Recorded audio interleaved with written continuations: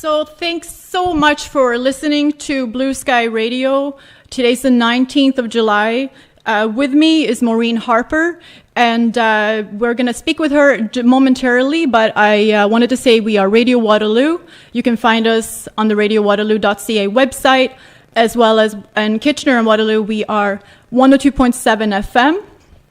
And currently we're also doing Facebook Live. And we're giving photo credits to Canadian Horse Defense Coalition, Canadians Against Live Export, Animals Angels, and BC Horse Angels. So thank you so much for sharing the photos. This is all to advocate against horse slaughter and the shipping of horses to Japan. So Maureen Harper is a retired CFIA veterinarian who was responsible for the animal transportation program in Ontario and covered the LBPIA airport, which is the Toronto airport, for many years. Thank you so much, Maureen, for coming on the show. Thank you, Jenny, for having me today. Thank you so much. This is probably one of the most important programs that I've done. This is a very important topic, and we're just trying to get this message out there about what's happening to the horses. And you and Dr. Judith Sampson-French had received a letter from Minister of Agriculture, Lawrence MacAulay. So do you want to start by sharing a little bit of information about that? For sure. So Dr. Judith Sampson-French and myself originally had written a letter to Lawrence MacAulay, the Minister of Agriculture, a couple years ago in regards to the shipments of horses being sent to Japan via air for slaughter. And he actually did respond. He provided a couple of responses to that letter within a few months of when we had sent it, which was like August 2016. So much to our surprise, last week, each of us received another letter from Lawrence MacAulay, the Minister of Agriculture. Dr. Judith Sampson-French received a letter regarding the shipments of horses to Japan. And then the next day, I received a letter from him regarding the slaughter of horses in Canada. So both of us were kind of taken aback a bit because neither of us had written, to our recollection anyway, a letter which precipitated this response from him. So it was kind of interesting. But basically, the letters were just the same old, same old. Dr. Judith Sampson-French's letter from the minister, basically, the one thing that was a wee bit different was he actually acknowledged that the Canadian Food Inspection Agency, the CFIA, was not enforcing its own animal transport regulations with respect to these shipments going to Japan. So and he also mentioned that in lieu of them not doing that, the CFIA has developed a policy to kind of compensate for them not doing that. So I was really surprised to see that in writing from him, because we all know that policies can never ever supersede federal legislation. Mm-hmm. So that was kind of noteworthy to mention. The letter that I received from him basically was just stating, that the CFIA is the agency that's responsible for overseeing the slaughter of animals, including horses, in federal establishments. And he did mention the equine information documents, which I'm sure we will get into further in our discussion. But he did mention that the equine information documents, the EIDs, were actually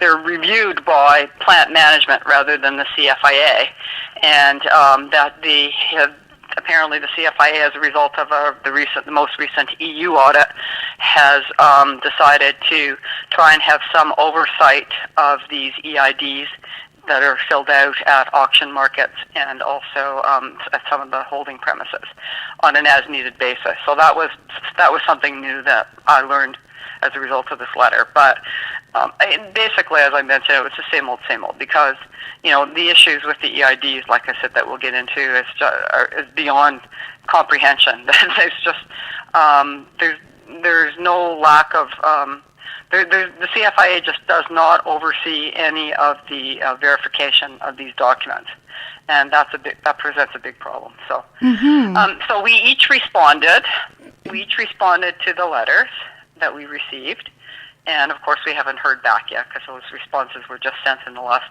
few days. And we were actually told, word on the street was that the Minister of Agriculture was possibly going to lose his portfolio with the cabinet shuffle yesterday, but I don't believe that happened. So as far as I'm aware, he's still the minister.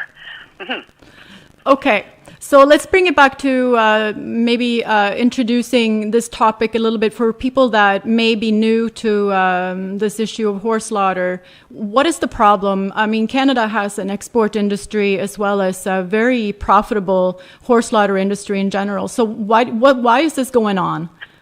So the issue, there's many issues with respect to horse slaughter here in Canada.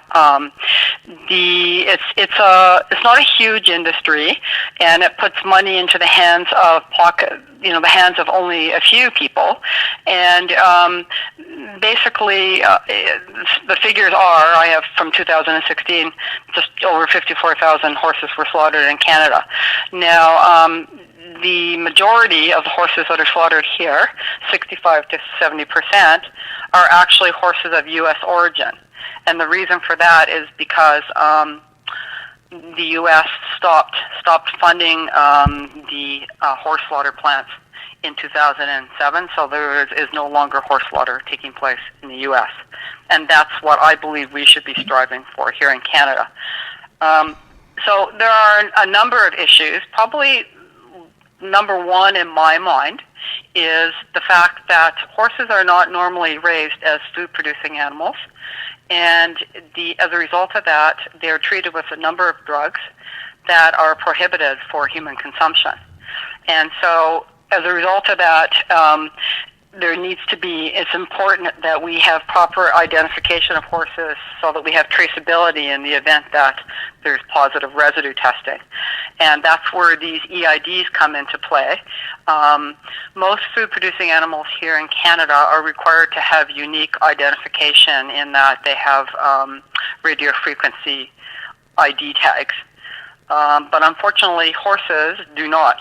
Horses have, the CFIA has devised this system whereby horses that are presented at auction markets and they're going for slaughter are identified through these equine information documents through simply a drawing of the horse. So, for example, you may have a bay horse with a star and, 2 white socks. Well, that's not a unique description of an animal. That could describe, 1 million horses here in Canada. So this is the flawed premise of these crazy EIDs. It just does not uniquely identify the animal, and it's not, necessarily from birth either. And so the rationale for having these is to have some kind of identification of the horse, and the document also attests to the fact that the animal hasn't been treated with any drugs previously in the last 6 months. So the other problem with the EIDs is we are very much aware that there's a lot of fraud that is taking place with these documents, and that they're being signed off by kill buyers or people that are not actually owners that have knowledge as to whether or not the animal had received any treatment 6 months prior to going for slaughter. Mm-hmm. And so that puts people at risk, in my mind, that are consuming horse meat. Because, if the documents basically aren't worth the paper they're written on, then what are the assurances that these drugs are not finding their way into the human food chain? Yeah, and I mean, we learn and read about how horse meat is discovered in, generic labeling. Horse meat sometimes disappears out into other meat products, and it's like a filler in a way, and people don't even know that they're eating horse. That's correct. There's adulterated meat. There was a study that came out last year that I think it was a very small study, but I think they looked at 10 sausages or something to that effect, and I think 1 of the 10 had adulterated horse meat in it. So people are unwittingly consuming this stuff too. Mm-hmm. And by the way, it was banned in the 1980s for use in pet food because of the high drug residues. So, that's a red flag for me. So why do we ban it for our pets, and yet we're still allowing it to go through the system for human consumption? So the CFIA has patched together this EID system, and, it's horribly flawed.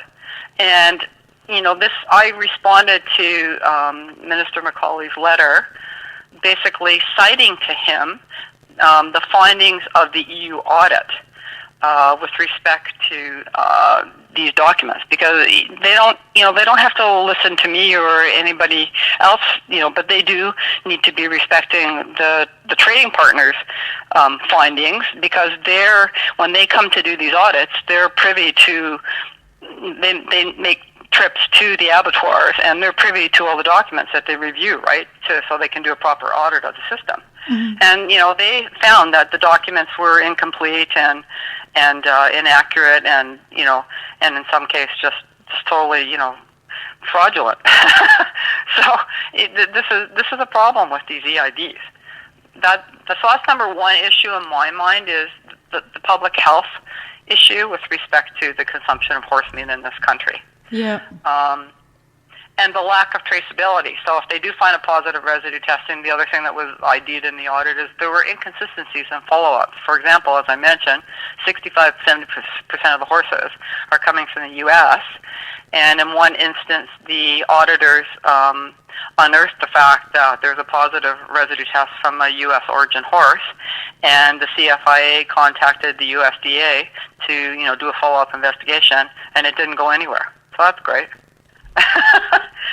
So, this is the kind of stuff that's going on out there that, I don't think provides assurances to the public that, we're really dealing with proper food safety when it comes to the consumption of horse meat.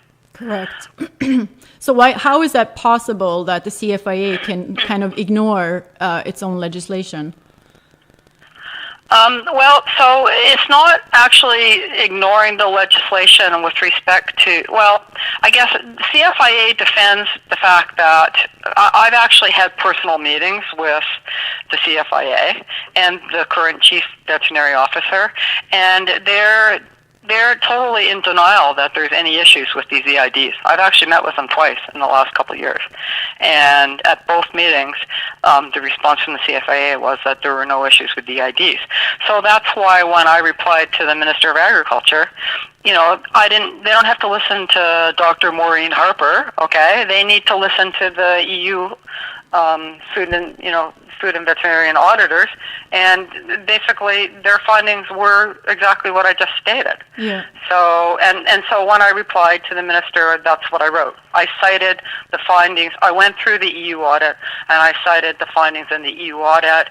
That there were for example, there were inconsistencies of whether or not the meat was being held when a positive residue was found. Some abattoirs held the meat, some of them tossed it.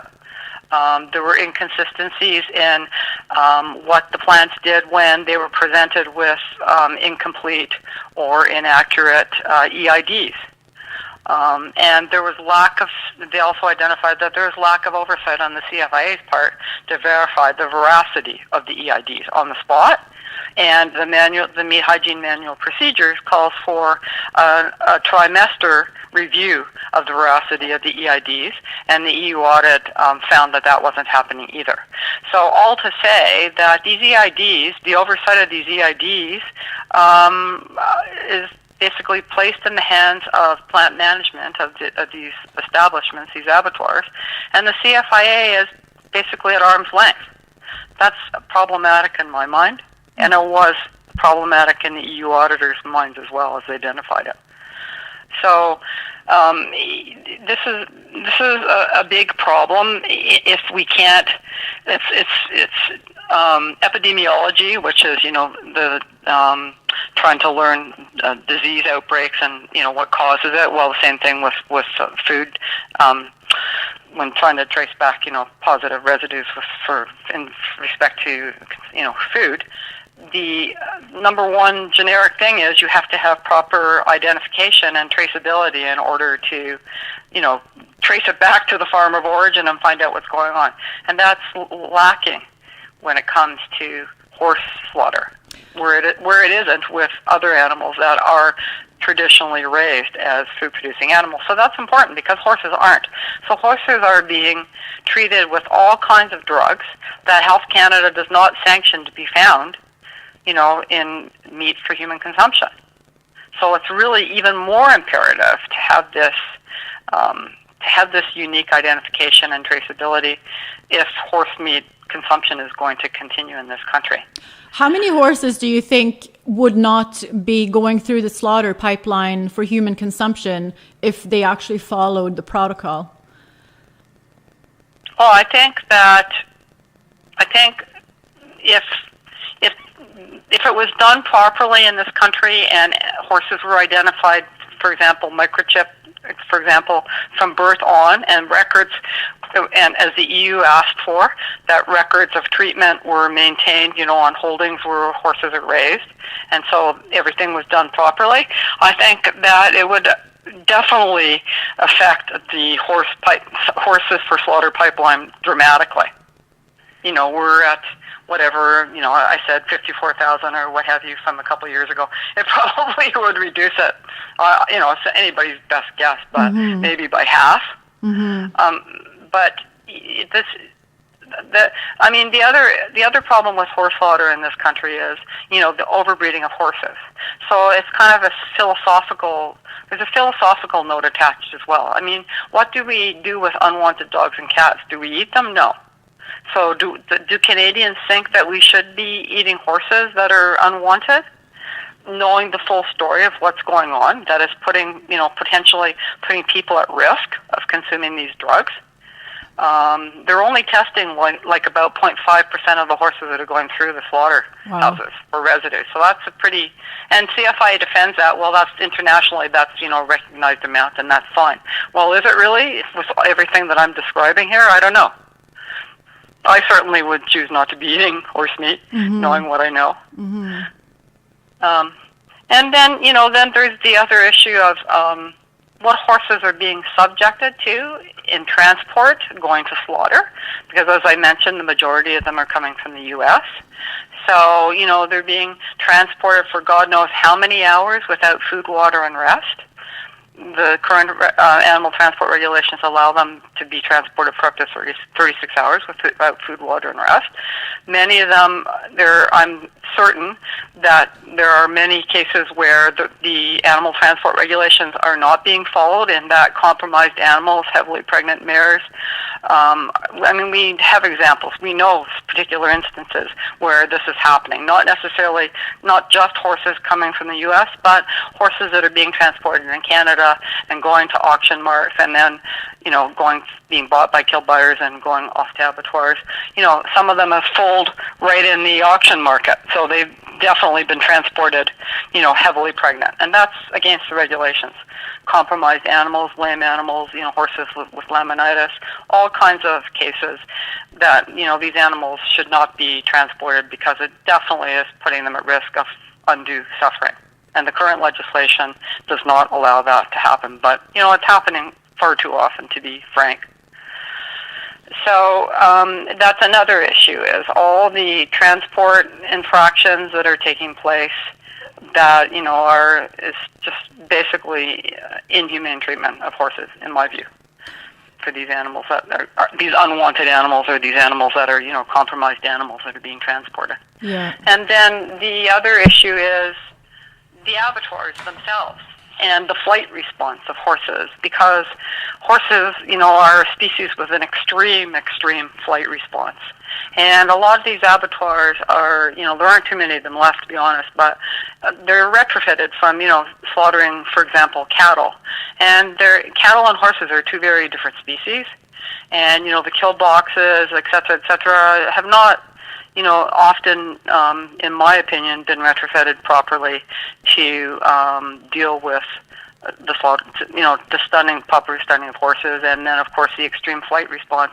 There's countless examples of horses having to be shot many times because they use, from what I understand, they use most of the time 22 caliber rifles, which is not adequate for penetrating the skull properly, and they're moving around because they're not in properly designed kill boxes, and so they're having to be shot multiple times. And there's videos, and there's been news stories about the horses being raised and being bled out while they're still conscious. So this is just, not acceptable. It's egregious and it's unacceptable. And, I think Canadians should be outraged if, they understand really what's happening. I agree with you fully. And definitely, makes you wonder how this is possible, that this is happening. And for such a long time, people who advocate for horses, it seemed like we're all talking to each other.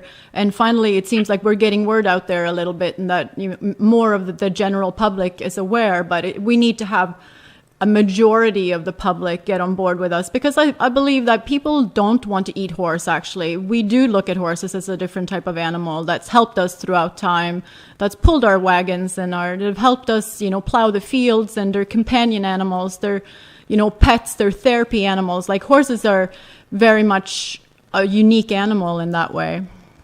That's right. That's why I kind of drew the analogy to, okay, so, what are we doing with dogs and cats? It's not a pretty situation, but unfortunately, unwanted pets are euthanized. Yeah. So why I think the horse industry wants to, have its cake and eat it too. They want to continue to overbreed and have, the fastest thoroughbred, or, the best jumper, or what have you, okay? And the losers, in quotation marks, that, don't make the grade, well, we don't want to pay to have a veterinarian have to come and euthanize the animal. We have a system whereby we can just, send it to the auction, and, it goes for slaughter, and wink, wink, nudge, nudge, we get a few bucks in our pocket. Mm-hmm. And in the meanwhile, they're not even being forced to have proper identification of the horses. So they're putting the public, in my opinion, at large, that's consuming horse meat, in potential peril. Yeah. It's wrong. It's just wrong. And I think Equestrian Canada, formerly Equine Canada, supports horse slaughter, and I think that's a big concern. I think that this is where the problem begins, that the community, the horse community, and I'm not saying everybody, but the Federal Association supports it, and I think that the public is really just not aware all the ins and outs and what's going on. So hopefully, thank goodness, that you're covering this story today, so that hopefully we're getting the message out to people really what is transpiring in this country, because I don't think this is the country that we want to be. No, I don't. And if the U.S. stopped slaughtering in 2007, like, where the heck is Canada? Why should we be taking 65 to 70% of their unwanted horses and putting them at peril of long, transporting times? Who knows whether or not they're exceeding 36 hours. But, they're traveling halfway across the country in the States before they even arrive here in Canada. And further to the health issue, as a result of the EU audit that I was referring to earlier, the EU has determined that horses that are going to be slaughtered in order to be eligible for the meat to be exported to the EU, they have to have resided in Canada for 6 months. Okay, because they just do not have any confidence in the EIDs and what's taking place with these American horses coming in. Wow. And so they have implemented this as of last March, a year ago March. And so my question to the CFIA was, okay, so what about Canadian consumers that are consuming this meat? The majority of which is consumed in Quebec, but not all of it. There's highfalutin restaurants, for example, downtown Toronto, from my understanding, that serve it.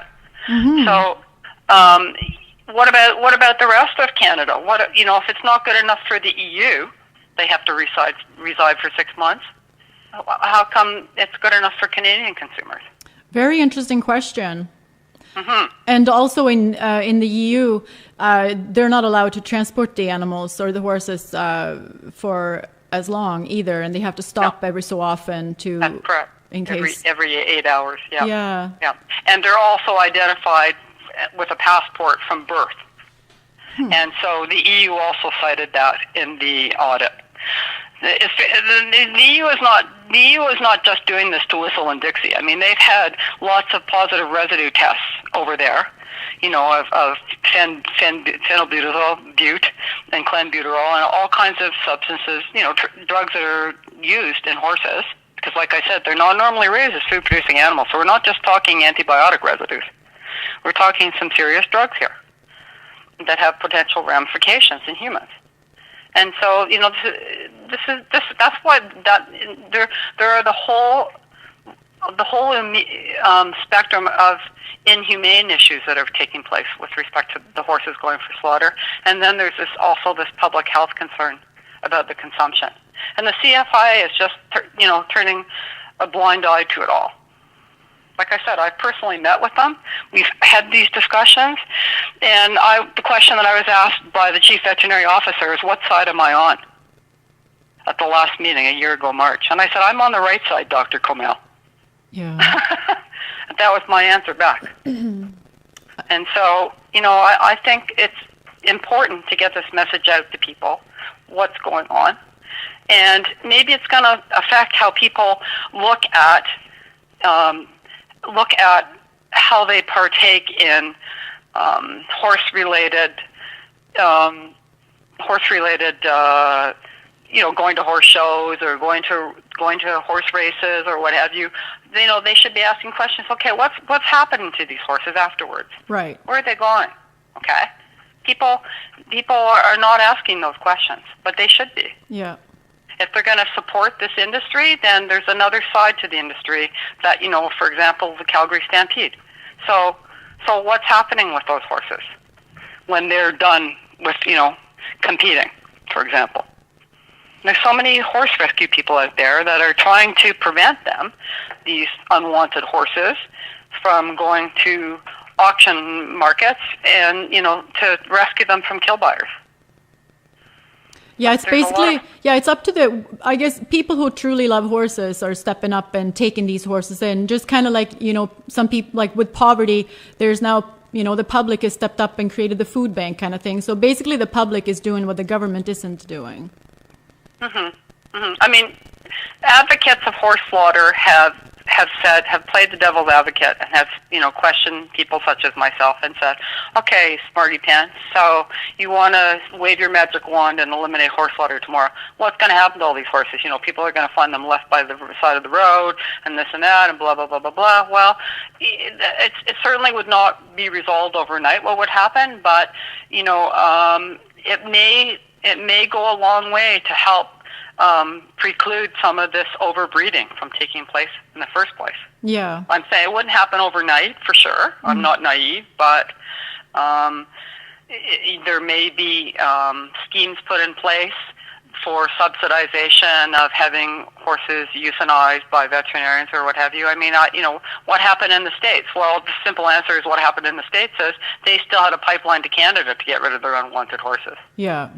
Right? And so if we're taking if the majority of horses that are being slaughtered here in Canada are from the U.S., well, you know what? That's your problem in the States, guys. That's not our problem. We have enough problems here with our own unwanted horses to deal with. Yeah. So, that is an issue. And like I'm saying, I'm not naive. That wouldn't be resolved overnight, but it would eventually be resolved. Well, because now somebody can breed a horse and know that they can easily take it to auction. Like, they don't really have to look at the end of the line. Some people are maybe ignorant. I mean, it kind of blows my mind that somebody who keeps horses and say that they love horses, that they would be okay to send a horse to auction. Like, they kind of don't want to take a look at... They put blinders on, and they don't want to know the rest of the story. So that's why we're having this discussion today, so everybody understands what the rest of the story is and what is wrong about the system. And there are lots of issues that are wrong. Yeah, truly. So half the battle is getting the information out to the public as to what is taking place. I know that you've interviewed Kim in regards to Sargon, the horse. There's another case that's in front of the courts that I can't discuss because it is. But there are incidences of horses that find their way into the slaughter plants and with forged equine information documents, and wink, wink, nudge, nudge. The horse is slaughtered, and that's it. Yeah. It's brutal what's happening out there, and the CFIA is aware of these cases, but they're not dirtying their hands, because the CFIA's answer is, well, the EIDs are they're looked after by plant management, And this, like I said, this is what the EU audit, it was a very damning EU audit in my mind. This is what they said. There's not enough oversight on the part of the CFIA. And so I found it interesting in the letter that I received from the minister just last week, saying that as a result of the audit, they're on an as-needed basis, whatever the heck that means, that they're going to have CFIA inspectors at the auctions and at the holding premises to ensure that, I'm just trying to get the wording right here, to ensure that the EIDs are, well, basically to make sure that they're properly filled out and that the transfer process goes properly. That's what he wrote to me. So that was news to me. And what does an as-needed basis mean? My response back to him in my letter back was, you need to have more veterinary inspectors at these auction markets to oversee the infractions of animal transports that are taking place on a daily basis. Yeah. And I know that for a fact. Yeah. That's why they need to be there. Yeah. Half of these horses should never have been moved to the auctions in the first place. That's staggering. So, I think that, all to say that the CFIA and the horse industry still has a long way to go to step up to the plate if they think that horse slaughter should be continuing in this country. In my mind, I think there are too many adversities to really make it happen properly. And the amount of money just into the hands of only a few does not justify continuing it, in my mind. And if all these issues that we're talking about today are addressed, Jenny, then I think that would take care of business. It would be shutting the plants down if things were done properly. They wouldn't have to legislate it. It just would be a non-starter. It wouldn't happen. Slaughter would stop because there wouldn't be a sufficient flow of horses. Yeah, well, that would be awesome. That would be awesome. And I'm just reading some of the comments that people are sharing on the Facebook Live here. And Leslie says, how many of these horses could be used in equine therapy programs for troubled youth, veterans, emergency workers, and the government will look to programs that would deal with multiple issues. So I think it's a mindset. I think that Canadians have to get their heads around, do we want to live in a country whereby this is how we treat horses? It's a mindset. And if the answer is no, then let's put our heads together collectively and figure out how to address this. But to remain to not know about it, so to be living like a little mushroom or to remain in denial, that's just not acceptable. No. It's a reflection of our society, and it definitely is, outrageous with respect to what's happening with the horses. It's heartbreaking. And it goes on year after year after year. I mean, this is such horses keep coming through. Like, we look back over the years, has it changed at all? Are there less horses? Are there more horses? Are the conditions worse? Are they better? Is it the same? I think slowly but surely I think the trend has been over the last few years that there have been less horses. So that's what I'm saying. It's not like it's a hugely significant industry that if the government finally, and I mean the PMO, all our letters have gone to the PMO, so the Prime Minister has also formally been apprised. Whether he's actually read them himself, that's another story. But we've gone to our MPs. I've had multiple meetings with my MP here in Brampton, and we've also met with Alexandra Mendez and the Animal Welfare Caucus. There was a group of us that went up there in October and discussed horse slaughter in Canada and these horse shipments going to Japan, which we need to also talk about. Yep. And so this Animal Welfare Caucus, my understanding is that it was struck about, maybe a year and a half ago to deal with animal welfare issues. So they are well versed in what's happening here and what our concerns are. As is, of course, the Minister of Agriculture, because, of the letters that have gone back and forth that I just spoke about. So nobody can say that they don't know. They can remain in denial and hide behind their statements, but if the Canadian public really held their feet to the fire, they would be finding themselves in an indefensible position, in my opinion. Mm-hmm. I agree. So we await the powers to be with respect to this Animal Welfare Caucus as to how this is going to proceed. But we made a formal presentation to them Halloween last October, and they are very well versed in the issues, as I said. So as is my MP, as are many MPs, because many people have gone through their MPs, and we would ask people that are listening today to do the same. Yes, definitely. I have been to see, I've seen one of our local MPs here, and he wasn't aware that Canada had a horse slaughter industry as such, which was surprising to me. Right. But it was a good conversation to have. Mm-hmm. So, yeah, well, and then when they delve into really what's taking place, I'm sure that they become horrified. I mean, I think it was Melissa Fung. I don't quote me, but I think it was Melissa Fung. There was a CBC expose a number of years ago. There were covert videos of what was taking place in some of the slaughterhouses with the horses. And like I said, they were being hoisted up, and they were not rendered unconscious. You know, and they were being bled out, and they were, they were kicking. It was horrible. It was unbelievable to watch. I remember seeing it on TV. Oh my God. Yeah, it was brutal. Brutal. So, and it's a problem with their extreme flight response, as I mentioned. Yeah. And these retrofitted plants. Yeah. But the CFIA defends that, we oversee what's taking place in the plants, and if there are infractions and blah, blah, blah, blah, blah, right, okay. Mm-hmm. Well, let's touch on the topic of live shipping of horses to Japan. I remember the first time that I was made aware of this, and I saw a picture that Canadian Horse Defense Coalition had taken with a question. Basically, you look at this picture and you see a wooden crate, and it says something like, do you think that there's oranges in there? And look again, and you see horses inside of these wooden crates. And that was the first time that I learned that Canada, in fact, transports horses from Canada to Japan. And a huge amount of cruelty in this process, and horses obviously suffer tremendously from the moment that they come to the feedlot, obviously, to the moment that they end up in Japan. So did you want to, let's talk about that for a moment. Yep.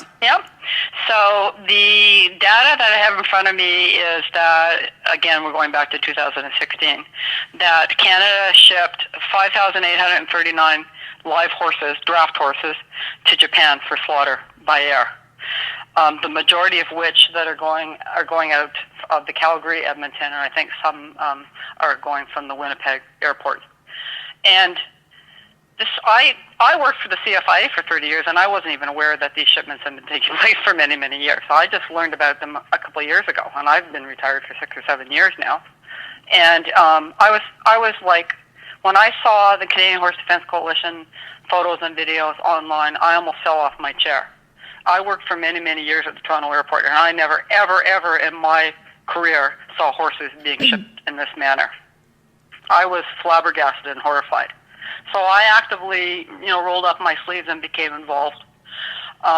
And, have had meetings with the CFIA and written letters to the minister along with Dr. Judith Sampson-French, and I've worked with all the people from the Canadian Horse Defense Coalition. And basically, this is really outrageous in that the CFIA is not enforcing their own animal transport regulations. Okay, so horses over 14 hands, because the current regulations dictate the horses over 14 hands are required to be segregated from one another. So that's not happening with many of these shipments. Not to say that all the horses are over 14 hands, but a good lot of them are. They're draft horses and draft crosses. And secondly, that the current regulations also dictate that their tops of their head, when they're held in normal position, standing position, that their tops of their heads are not to come in contact with the tops of the containers. Mm-hmm. So both of these infractions have been cited and actually have been acknowledged by the CFIA in the numerous ATIP access to information documents that have been acquired over the years. So my question is And, I posed this question in the Canadian Vet Journal, in the ethics section. How is it the CFIA thinks that they can get away with not enforcing their own current federal legislation with these shipments? Okay? Yeah. It's outrageous. These horses are crammed into these wooden containers, unsegregated, almost, just like sardines in a can in many instances. Then the CFIA's response at meetings when we've discussed this is, these are very valuable horses, and, we respect the fact that we're providing the best care for them and yada, yada, yada. Really? Okay, well, there's ATIP documents out there demonstrating that horses have gone down and have died and have been found upside down in these containers. Like, give your heads a shake, guys, okay? And it's totally contrary to the OIE, so the World Organization for Animal Health, the Terrestrial Animal Health Code dictates also that horses over 57 inches are required to be segregated, and it further says that horses need 8-inch head clearance, whereas other species only 4. The issue with horses is, in order for them to have proper balance, especially, on landing and takeoff when they're being shipped by air, that they need to have lots of room on either side, 3 inches at least at the widest point on either side, and 8-inch head clearance. And that's not being respected with many of these shipments. No. So,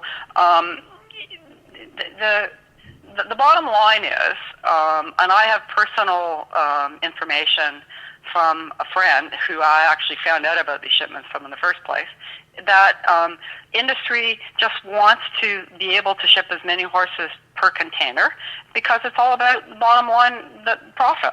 Yeah. If they're forced to have to separate the horses, for example, and have, 2 per crate, well, there goes 2 other horses that, you can only ship X number of animals, right? You're cutting the number of animals in half. Well, that's just unfortunate. But the legislation is what it is. Now, the CFIA's response is, well, they're buddies, they need to be buddies, so they need to travel together. Well, that's just malarkey, okay?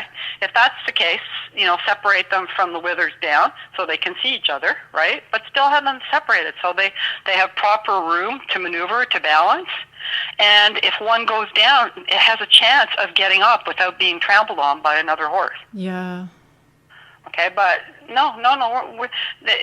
The other issue with respect to that is, they're being raised on feedlots, and that's a whole other issue unto itself. The conditions, without proper shelter and just piles of manure, and I'm not sure whether or not you have photos of them, how they're being raised, but it's atrocious what's going on out there. And so they're semi-feral, they're not even really being handled. So, they're not deriving any benefit of being crammed in together side by each. They're just not.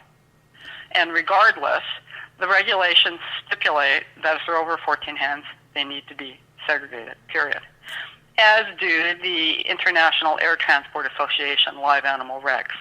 And my understanding that these carriers, the airlines that are taking these animals, are IATA member airlines, so they ought to be following the IATA live animal regs.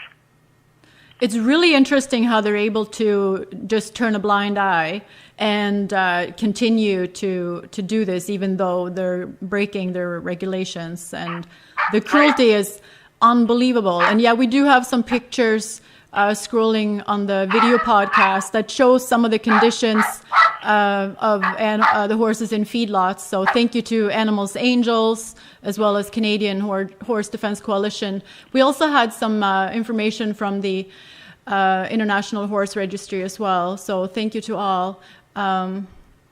Hopefully with the amount of more advocacy, and it seems like such an uphill battle. And I'm wondering, is there lobbying that happens on behalf of the slaughter industry itself? Like, are they lobbying to continue this, or is it just something that is so ingrained, and this is a culture of thinking?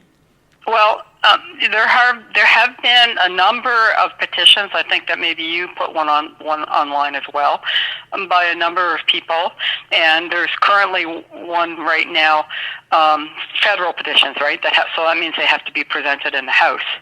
and Parliament for people to sign to voice their concerns with respect to the fact that the CFIA is not enforcing its own current legislation.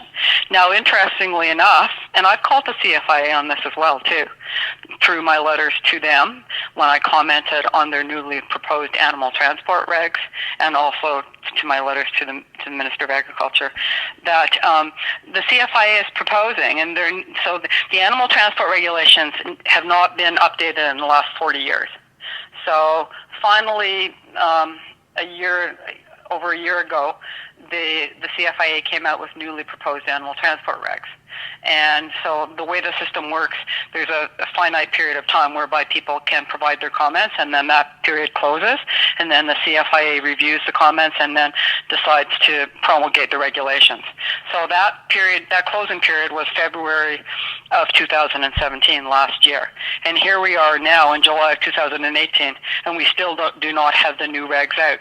But interestingly enough, in the newly proposed regs, the CFIA is removing the fact that horses have to be segregated if they're over 14 hands, and is also is also removing horses, not other species, but horses, no longer the requirement that their head doesn't touch the top of the container. Now, to put this in perspective, like I said, the OIE and IATA all stipulate 8-inch head clearance for horses vis-a-vis 4 inches for other species, and the CFIA is removing the fact that horses' heads don't have to touch the top of containers in these new regs, and this is supposed to be an improvement? Really? Why are they doing that? Because they know they're not enforcing their own current legislation as we speak. That's why. And I'm not saying anything today that I haven't told them to their face. Yeah, I believe you. And so people should be incensed. These are civil servants that are being paid through public monies, and they're not enforcing their own current animal transport regulations, thereby potentially putting these horses that are being shipped to Japan for slaughter in harm's way. Where is the accountability? Where is it? It's a big question. Yeah. It hasn't been for lack of effort on the part of many, many people, Jenny. Many people. And CFIA and industry are just smirking and laughing behind the scenes. Really? Okay. I mean, I can't be. You can hear the exasperation in my voice because yes. we have been working I only personally for the last couple of years, but many people from the Canadian Horse Defense Coalition, they've been getting ATIP documents, access information documents, for many, many years. Many people have gone out covertly to photo what's happening with these shipments, to take videos and photos. To what end? There's no accountability. People should be incensed. I hope that they will be. I really hope that they will be. And I can't imagine why they would remove this whole idea that horses need more headspace and that's there for a reason. Like, how can they go backwards? They've actually made it worse now then. That's right. These newly proposed animal transport regulations, after waiting for them to be updated for 40 years, are going to be worse because they're removing these requirements. And they're saying that the rationale is they need to be shipped together because so they can, they're compatible, so they can comfort each other. Well, let me tell you, as a veterinarian who worked many, many years at the Toronto airport, there is no way that a veterinarian on the spot is able to assess whether or not one horse is compatible with another. And in fact, in some of the access to information documents, the CFIA has admitted when horses have been found, trampled on and hurt and killed, they were not compatible, so they made a wrong assessment. Really? Okay. You cannot assess that on the spot. So you do the right thing and you segregate them. Yeah. So they have adequate room to move around for proper balance, and if they go down, God forbid, they have a chance of getting up and not being trampled on. The whole situation it's so difficult to even talk about this because, it is so barbaric. That's actually what it is. We have to be, basically we would have to be okay with this violence against horses and just turn a blind eye like the other people are doing. And obviously there's a lot of money going into, just like you said, there's a lot of money being made for some people. And especially with a shipment to Japan, where they consider horse meat or fresh horse meat a delicacy, the value at that point is just outrageous. Yeah, these horses are worth big bucks. They're making big money. But like I said, in the hands of a few. It's not like the majority of Canadians are deriving any benefit from this. Nor would they want to. And again, it comes down to the philosophical question, like I said earlier. Is this the society that Canada wants? Yeah. I mean, as a veterinarian who worked for the CFIA for 30 years, when I learned that we were shipping these beautiful draft horses to Japan for slaughter, I was flabbergasted, and I was not happy. No. Right? And then I delved into it, and became involved and saw the videos and the photos online. And then I was totally horrified when I saw. And the person who had informed me about the shipments in the first place, I confronted him and said, "What are you guys doing?" I worked at the airport as a veterinarian for the CFIA for many years, and this person worked there too. And he has acknowledged that what they're doing is wrong. But CFIA is allowing them to do it, Jenny. You see, it's beyond words. It's beyond words. People should, when they learn of this, should be outraged and should be going to their MPs and should be raising hell. I agree with you. I can't say it more succinctly, but it's the truth. Mm-hmm. And when CFIA brings this new legislation out, it's going to be very difficult for us to do very much because the new legislation will be put forward and these requirements are going to be removed. That's disgusting. Truly. Mm-hmm. So, I mean, it's not for lack of our effort in trying to garner media support. A number of us have, done interviews and articles have been written and, people are being informed as you are, doing today with me. But we need to affect the change. We really do. And I think, one way that people can help that are listening to us today is to no holds barred, go to their MPs, write letters, and just, voice their concerns and their outrage to the politicians. They need to get the message loud and clear.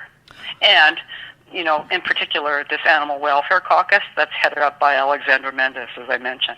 Mm-hmm. Because they sat and listened to our presentation last fall, and so they're acutely aware of all these issues that we're discussing today.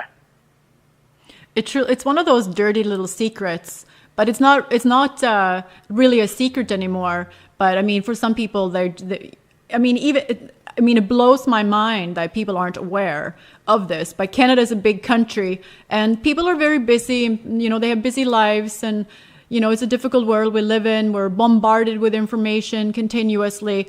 But the thing is that people love horses. Sometimes people who don't even have access to horses express love and adoration of horses, and they're outraged when they find out that this is what we're doing to them. So the public don't agree with horses being food animals, and they for sure don't think that horses should be shipped overseas for slaughter. And but I mean, again, how do we affect change? Because obviously politicians and groups make these decisions that affect all of us. Well, the unfortunate truth is oftentimes what happens is the politicians are being dictated and the civil service are being dictated by industry as to what to do. Yeah. And for example, these new animal transport regulations, here we are, like I said, the closing period was February 2017. Here we are like a year and a half later and still no new regulations. And I'll tell you my take on that. The reason for that is the CFIA is wrestling with all the comments and all the pushback from industry because, to their credit, they did try and lower some of the transport times without food, water, and rest for a number of species. And there's been, great pushback from industry. Industry doesn't want to see any changes because it's going to affect their bottom line, with respect to profits and money. So it's like the CFIA is having to balance animal welfare concerns with industry's profit. Yeah. That's, to summarize it in a nutshell. Yeah. And is that really how it should be, ideally? I don't know. They're the regulatory agency that's saddled with the task of overseeing animal transport, regulations and enforcement. For what reason? For the welfare of the animals, not for the profit of industry. Mm-hmm. And that should be their prime concern. Yeah, definitely. I mean, they had all kinds of opportunities to introduce requirements. You're probably familiar with the Anita Krines case where she was, giving the poor pigs water that was heading for slaughter, yep. and then was charged, right? Yeah. I mean, in this extreme heat that we've had, there's been still continues to be cases of, pigs dying en route for slaughter in the heat, being overcrowded in the trailers. The CFI had an opportunity to put in the new legislation that the transport vehicles, have temperature control and ventilation controls and all this kind of stuff, and they chose not to do that. Why? Yeah. That's my question after 40 years. Why? And again, I'm not saying anything today here, Jenny, that I haven't written to them. Yeah. In my comments. So, I mean, it goes back to the whole philosophical question that we have.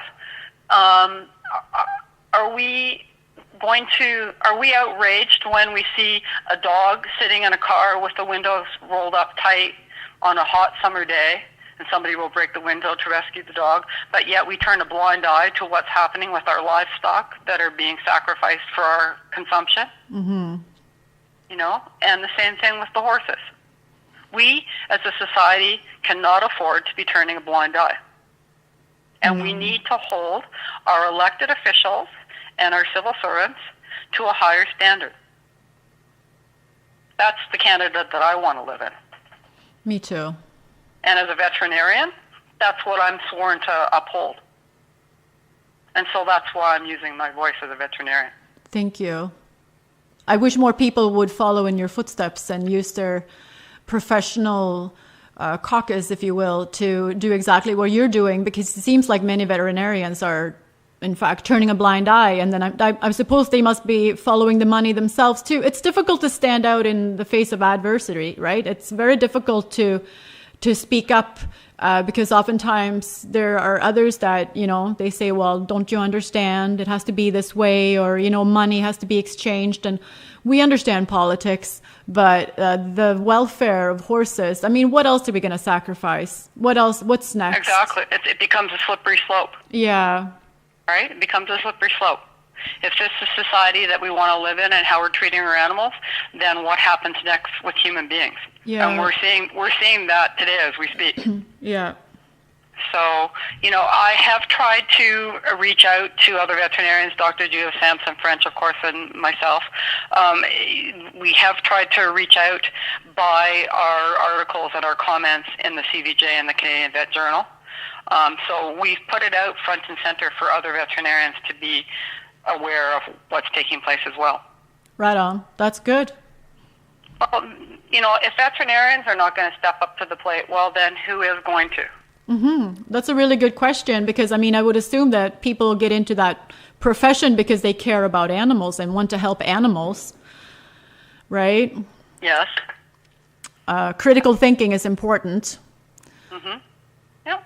Yeah. And so animal welfare is a very important aspect of providing care for animals. Mm-hmm. Right up there at the top, I would say. Yeah, I agree with you.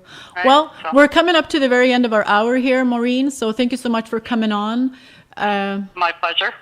And thank you very much for having me and for, putting this important information out for people to sort of, learn about and maybe to digest and hopefully take some action. Yeah, exactly. All right. Well, thank you so much, Maureen. We'll for sure have you on again, and we can see if there's been any updates or improvements in the near future. Great. Thanks so much, Jenny. Bye, Maureen. Take care. Bye-bye. Bye. So thank you for listening to this segment that we were doing on horse slaughter and the live shipping. This is Radio Waterloo, 102.7 FM in Kitchener. We are a nonprofit organization. Feel free to give to the station. We are all volunteers. And think about the horses and visit your MP to discuss this important matter. And stay hydrated and have a really good rest of your day.